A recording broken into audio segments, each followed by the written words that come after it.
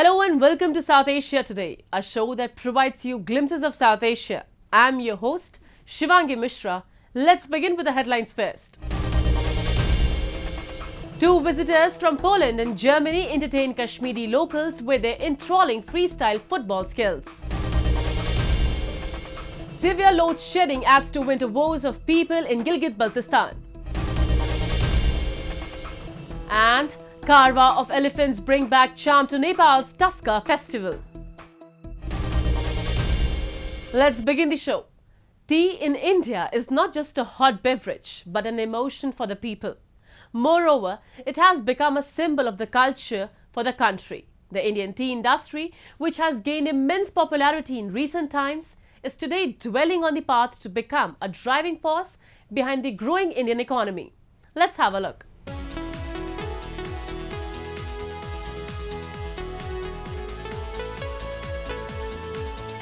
Chai, also called tea, in India is not just a habit for people but is a part of their everyday lives. From starting the day with a cup of tea and a newspaper to a sip of refreshment during work, and from serving guests to sharing life values and creating college memories with friends, chai has become an emotion for the people.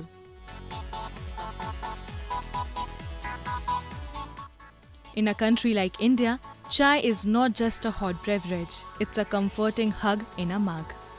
According to the 2023 estimates of ResearchGate, approximately 2/3 of India's population regularly consume chai, with an average per capita intake of around 3 cups per day. Today in India, the tea industry is valued at $5 billion and employs around 2 million workers who are directly involved in tea cultivation, production, distribution and sales. More than 80 million Indians consume tea every day. This prolific consumption demonstrates the chai's immense popularity and its status as a staple beverage. Jagdish, who has been selling tea in the Delhi University campus for around 15 years, now expresses his journey of how eventually he developed his relationship with tea and tea lovers in the campus. सब आते हैं as के हिसाब से, तो सारे भी auto वाले रिक्शे वाले सब हैं। अब जो जैसे आते हैं वैसे अपने चाय का सिस्टम है, क्योंकि 10 की चाय कहीं नहीं मिल रही है अभी। हमने इन लोगों को देखते हुए रिक्शे वाले अब हर आदमी 15-20 की चाय नहीं पी सकता, इसलिए हमने 5 से 10 तक चाय रखी है। आदमी डिवाइड करके पी सकता है एक चाय को दोनों करके। तो ऐसा है कि अभी कॉलेज लाइफ में सबसे ज़्यादा कुछ हो तो रिफ़्रेशमेंट चाहिए होता है हर बात के लिए। बोरिंग लेक्चर से आओ तो रिफ़्रेशमेंट, कुछ अच्छा हो कॉलेज में तो एक चाय तो बनती है हमेशा। कुछ भी कॉलेज में फेस्ट हो तो एक चाय तो पीनी चाहिए। तो वही हमारा ये ऐसा कह सकते हैं यूनियन पॉइंट है, रीयूनियन पॉइंट है कि कॉलेज से निकले और एक चाय पीना मतलब ऐसा कंपलसरी है कह सकते हैं। The demand for Indian tea across the globe is rising continuously due to its wide variety of tea production. The price of cornberry tea, which is widely produced in Darjeeling in West Bengal, is approximately $50 per kg and is in huge demand in foreign countries. Today, the annual consumption of tea in India has reached 1.2 billion kilograms. And this increasing demand for tea has brought forth many startups in the country. Chayos, MBA Chaiwala, Chai Story, Chai Point. Their growing love for tea among Indians is proving to be a profitable business for many. This is Manish Ranjan, the owner of Chai Thela, one of the top 5 best tea startups in India. He has studied hotel management and has worked in many big hotels before actually getting into the market. And Chai Thela was his first startup. When Manish took over the company in 2019, the company was a loss-making venture. But today, the tea stall has an annual turnover of Rs 7 crores and has around 20 outlets across the country. चाय ठेला एक ऐसा brand है जो middle class को cater करता है। हमारी जो प्राइसिंग है, जो वैल्यू फॉर मनी, जो हमारी चाय शुरू हो जाती है 40 रुपीज़ से शुरू होकर 70-80 रुपीज़ में ख़त्म हो जाती है। तो जो मैक्सिमम जो मास बोलते हैं कैटरिंग करना, जो मिडिल क्लास है, मिडिल क्लास को हम कैटर करने के लिए हमारा ब्रांड मतलब सबसे सूटेबल था। क्योंकि जो चायोज है या अदर ब्रांड्स हैं, दे आर हाई प्राइस में वो चाय बेचते हैं, तो उनकी क्लाइंटल डिफरेंट है। मेन मकसद एम्प्लॉयमेंट भी था कि लोगों को मैं ज़्यादा से ज़्यादा एम्प्लॉयमेंट दूँ, ये मेरा सोच ये भी था। India's Assam state, which is situated in the northern eastern part of the country, is famous for its tea plantations and production of various types of tea. Assam is a prominent tea cultivation state that produces 55% of the tea in the country. Apart from Assam, there are many other states like West Bengal, Nagaland, Tripura, Meghalaya, Himachal Pradesh, Uttarakhand, Tamil Nadu and Kerala. The hard-working tribal communities there work day and night to make this massive production and consumption possible. Purity की अगर आप बात करें, आजकल everyone wants to have something जो body में जाए, जो उसके बेनिफिट्स हों, जैसे एंटीऑक्सीडेंट्स हैं, हेल्थ बेनिफिट्स हैं, जितनी भी चीज़ें हैं। आज हर आदमी चाहता है उनकी स्किन ग्लो करे, उनके हेयर अच्छे रहे, उनकी बॉडी अच्छी रहे। Health is become top priority.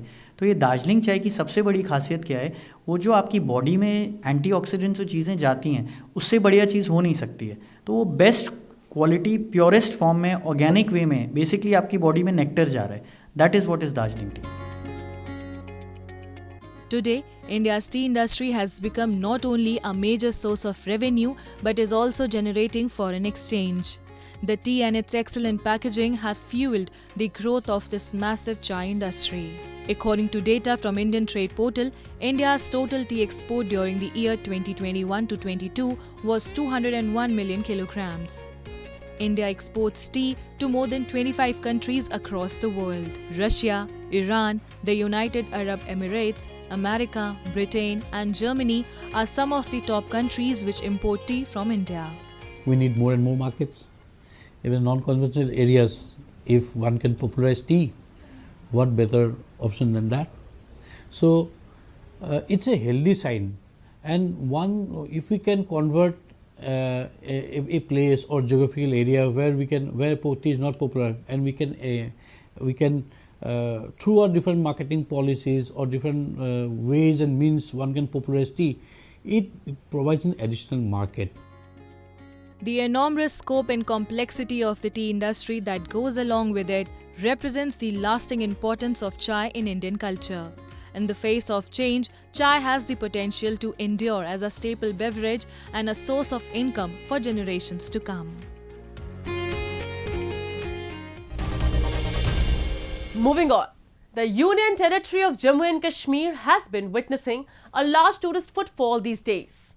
Tourists and travelers from all across the world are coming to the Union Territory to enjoy the scenic beauty and the weather of Kashmir.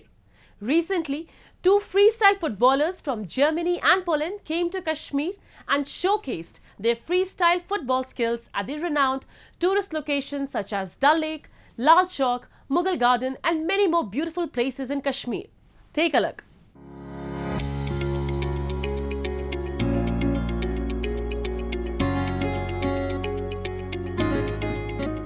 The Kashmir Valley is filled with tourists these days.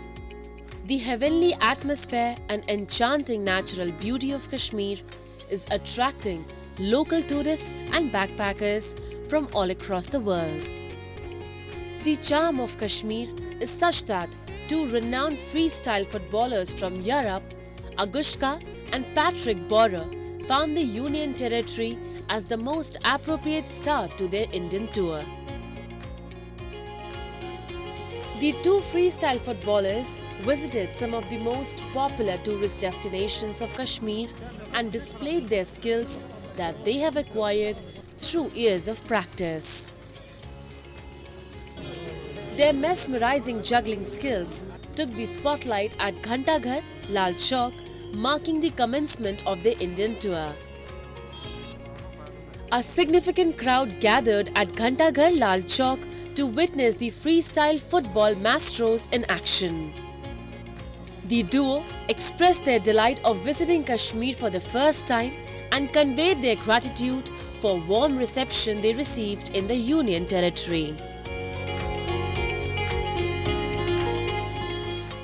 We arrived yesterday to Kashmir. We really love the city, people, hospitality, Everything is beautiful. The lake is the most beautiful of all. So we love everything, and everything was perfect. Yeah, Kashmir, as I mentioned, like I love the city. It's different than the other Indian cities. I don't know, it's having something special here, which I recommend tourists to come over and see this beautiful city.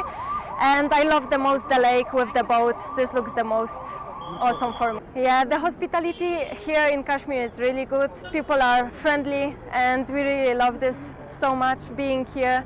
And as I say, like experiencing the city, the people here, and everything around it, just beautiful. And thank you for having us. And yeah, I'm happy to be here in Kashmir and to show you my skills, our skills together with Agushka. Really nice. We enjoyed the time here in Kashmir really much.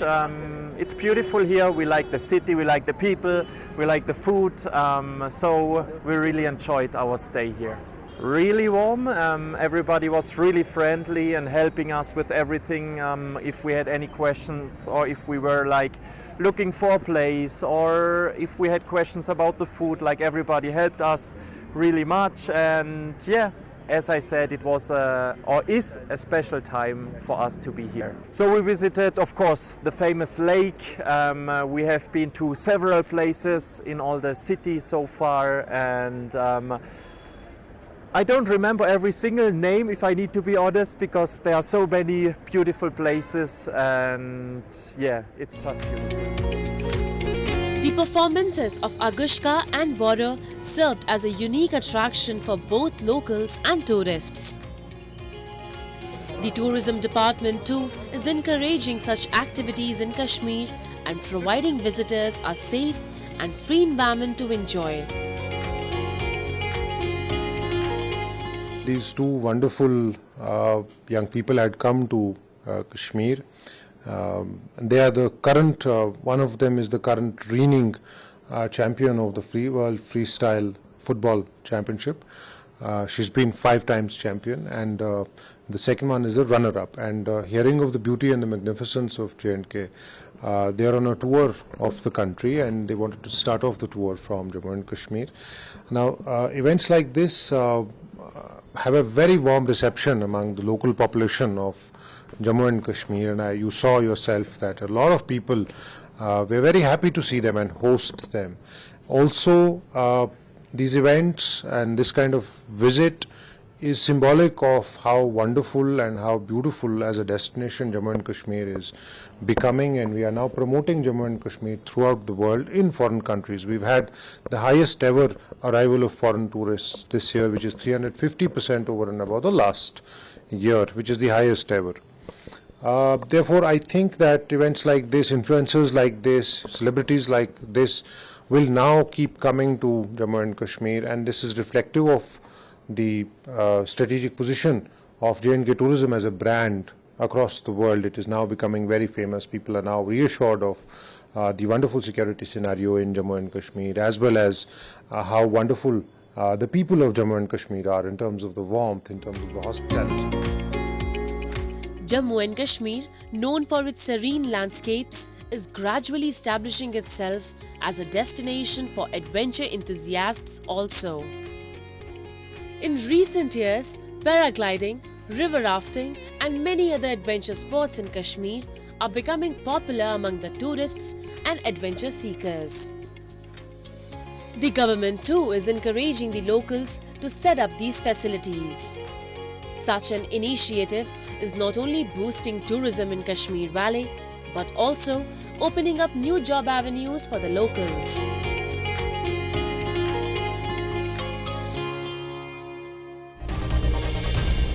Now we take a look at some happenings in Asia in a segment called Asia Watch.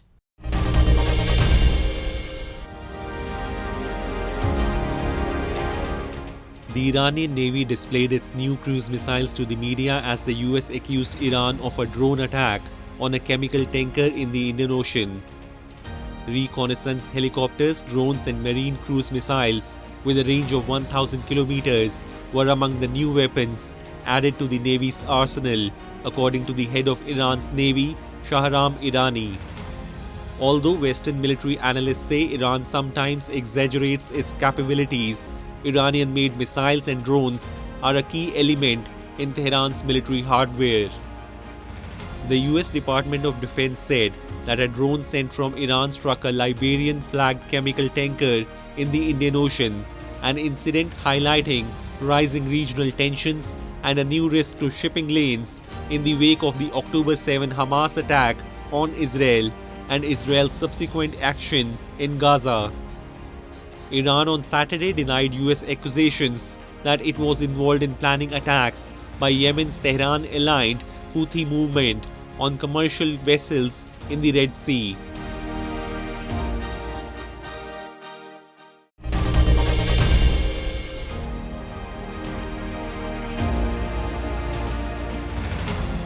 Japan's nuclear power regulator lifted an operational ban it imposed on Tokyo Electric Power Company, TEPCO's massive Kashiwazaki Kariwa power plant 2 years ago, clearing the path for it to resume a process towards a restart.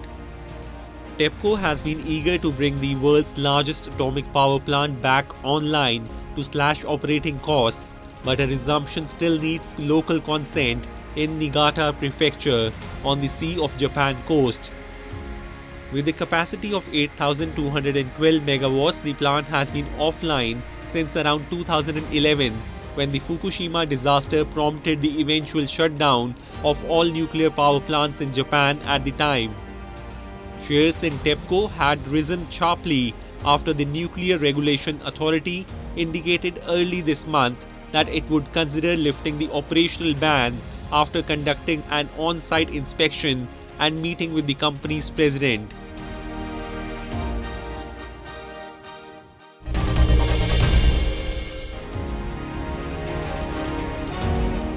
Thousands gathered in front of the Central Election Commission building in Belgrade to protest over an election earlier this month that international monitors said was unfair. The opposition, Serbia Against Violence Alliance, which placed second in a general election earlier this month, has accused the ruling Serbian Progressive Party of widespread vote fraud, which the authorities deny. Serbia Against Violence has organized daily protests over the election results in front of the Election Commission. An international monitoring mission last Monday said the ruling party had gained an unfair advantage through media bias, the improper influence of President Alexander Vučić, and voting irregularities such as vote buying.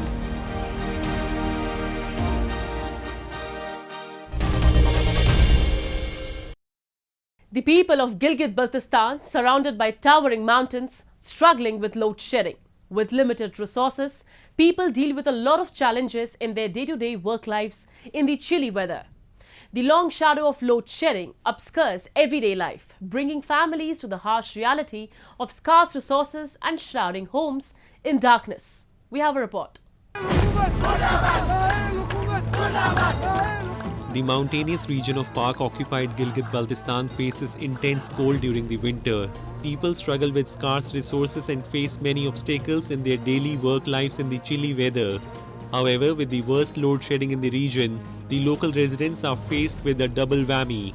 Gilgit-Baltistan is facing the worst electricity crisis, with the main center Gilgit having load shedding of around 18 to 19 hours. Gilgit Baltistan के अवाम को इस वक्त जहां सख्त सर्दी का मुकाबला करना पड़ रहा है, वहां पर बदतरीन लोड शेडिंग से भी मुश्किलात का सामना करना पड़ रहा है। गिलगित बल्तिस्तान खासकर अगर हम गिलगित शहर की बात करें, गिलगित शहर में 24 घंटे के दौरान 18 से 19 घंटे तक जो है वो बिजली की लोड शेडिंग का सिलसिला जारी है, जिसकी वजह से न सिर्फ तलबा और घरेलू मामलात डिस्टर्ब हैं, बल्कि फ्री लांसिंग और हमारे खासकर मीडिया से वाबस्ता जो अफराद हैं, दफातर में जो काम करते हैं, सरकारी, प्राइवेट और नीम सरकारी इदारों में काम करने वाले अफराद जो है वो पूरी तरह मुतासर है और ज़िंदगी जो है बिजली की लोड शेडिंग ने अजीरन बना दी है। Power outages during school hours disrupt the regular functioning of schools in Gilgit-Baltistan. Students find it very difficult to keep up the continuity of their academic work. Uncertainty about power availability and the pressure to perform better in schools are increasing the stress level in young students. In Gilgit city, exams are going on in schools, but there is no way to study in the absence of light. Due to lack of electricity, internet service is also rarely available in the entire region.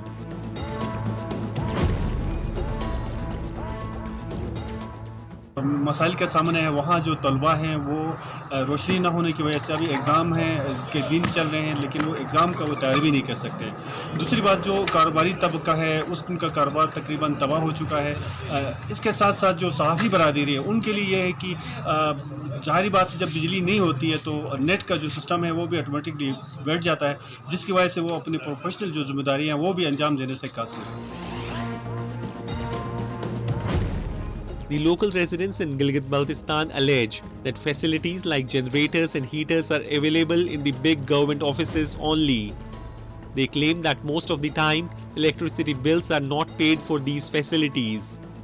Urging the government to discontinue the practice of VVIP culture, people in Gilgit-Baltistan are demanding that their basic needs be given priority.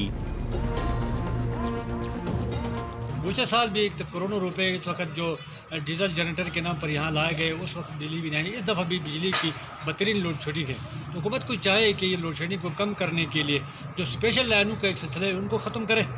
जो VIPs के नाम पर या दिगर जो बड़े बड़े बरक़ी आलात इस्तेमाल करते हैं उनके खिलाफ क्रैक डाउन करना चाहिए। मैं आपको बताता चलूँ, यहाँ पर जो सरकारी इदारे हैं, हॉस्पिटल्स हैं, जो पावर हाउसेस है, उसके अंदर ही जनरेटर ये हीटर चलाए जाते हैं। हॉस्पिटल्स के अंदर आप जाके देखें, हर वो जो नर्सिंग स्टाफ रूम है वहाँ पर ये हीटर इस्तेमाल होता है।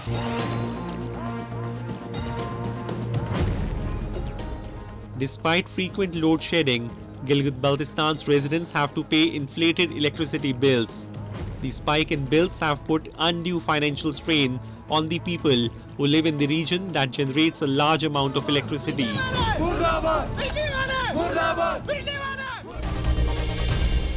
Moving on to Nepal's Saraha, where tradition and celebration converge in a spectacle like no other, the Tusker Festival.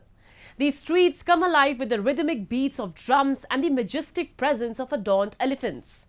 During the event, magnificent elephants adorned with vibrant fabrics and intricate ornaments parade through the streets, symbolizing strength, wisdom and a deep connection to Nepal's rich heritage. Halted for 3 consecutive years owing to the COVID-19 pandemic, the charm of Elephant Festival in Soraha, a touristic town in centre southern Terai, is back as caravan of tuskers take onto street, drawing attention of passerby. Held annually to drive tourists, the Elephant Festival, locally called Hathi Mahotsav in Nepali, has resumed this year with slew of changes. The parade of tuskers started from the infamous sunset point of the touristic town on the edge of Rapti river, marching down to the ground that lies about a kilometer far, followed by musical and dance performances. Covid भन्दा अगाडि तपाईको चाहिँ यो 16औं संस्करण गरेका थियौं। अहिले यो 17औं संस्करण हो। यो त्यसपछि तपाईको पहिलो प्रोग्राम भइराछ। यो खास गरी यो पर्यटन क्षेत्रलाई कसरी चलायमान गर्न सकिन्छ र पर्यटन क्षेत्र कोभिड पछाडि कस्तो भइरहेको छ, कतिको रिभाइभ भएको छ भन्ने हिसाबले पनि यो तपाईको यो अनुभूति हुने गराउने हिसाबको कार्यक्रम हो र सम्पूर्ण देश तथा विदेशमा रहनुहुने महानुभावहरूलाई कोभिड पछाडि यो पर्यटन क्षेत्र लयमा फर्किएको छ। हामी त्यो भन्दा उच्च गुणस्तरको सेवा सुविधा दिन तम तयार छौं। यसको लागि आइदिनु हुन भन्ने मेसेज प्रसारण गर्नको लागि पनि यो कार्यक्रम आयोजना गरिएको छ। Being held after a hiatus of 3 years, the latest edition of the festival has made changes owing to the protest by the animal rights activists. The popular polo, football and races played by elephants has been kept off the schedule, leaving the beauty pageant and picnic of tuskers. हो अब यो हात्तीहरुको पनि विभिन्न क्रियाकलापहरु हुँदैछ यहाँनेर।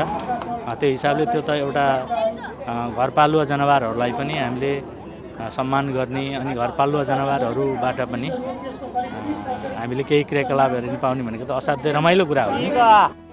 The unusual sport of elephant polo had remained the most popular event of the festival, which has continued to be held every winter on the grass field of Soraha.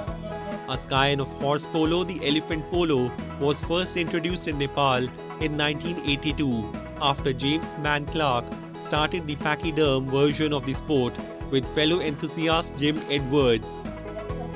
The first games were played on a grass airfield in Megholi, which is located on the edge of the Chitwan National Park. It was December of 2018 when the polo was held for the last time in Nepal, which was marred by criticism and exposed animal cruelty to the world. Despite the absence of the popular sport, its charm hasn't faded out.